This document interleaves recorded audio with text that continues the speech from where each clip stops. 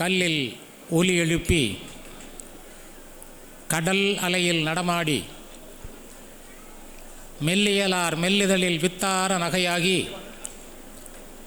புல்லாங்குழல் வழியே புகுந்து சுவையாகி நெல்லில் மணிபழுத்த நிலையில் பொருளாகி உட்பொருளும் வெளிப்பொருளும் உணர்த்தும் கலையான சொற்பொருளே, தாயே, தூய தமிழ்த்தவமே, அற்புதங்களான தமிழாக்கி படைக்க ஆளாக்கி விட்டவளே, அனிதா கிருஷ்ணமூர்த்தி என்கிற உங்களின் சகோதரன் அவிநாசி கல்வி நிலையத்திலே வந்து உங்களிடத்திலே பேசுவதற்காக வந்திருக்கிறேன். என்னுடைய தங்கைகளுக்கும் தம்பிகளுக்கும்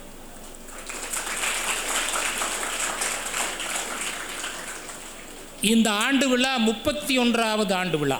இந்த கல்வி நிலையத்தினுடைய 31வது ஆண்டு விழாவிலே கலந்து கொண்டு உங்களை எல்லாம் சந்திப்பதிலே மிகுந்த மகிழ்ச்சி அடைகிறேன். ஒரு முறை இந்த 5 விரல்களுக்குள் போட்டி வந்தது, நம்மில் யார் பெரியவர். உடனே சுண்டு விரல் சொன்னது, உங்கள் எல்லோரையும் விட நான் தான் உயர்ந்தவன்.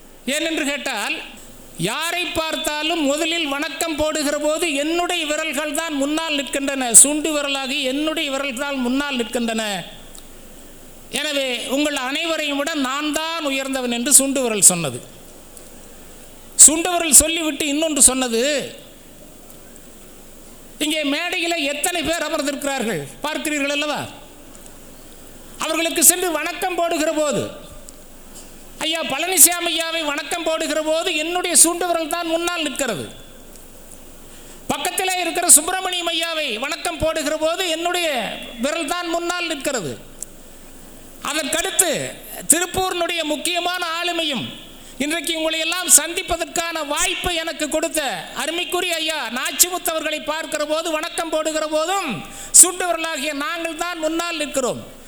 அதற்கு பக்கத்தில் இருக்கிற ஈஸ்வரமூர்த்தி ஐயா, அவருக்கு வணக்கம் போட்டாலும் எங்களுடைய சுண்டு விரல் தான் முன்னால் நிற்கிறது.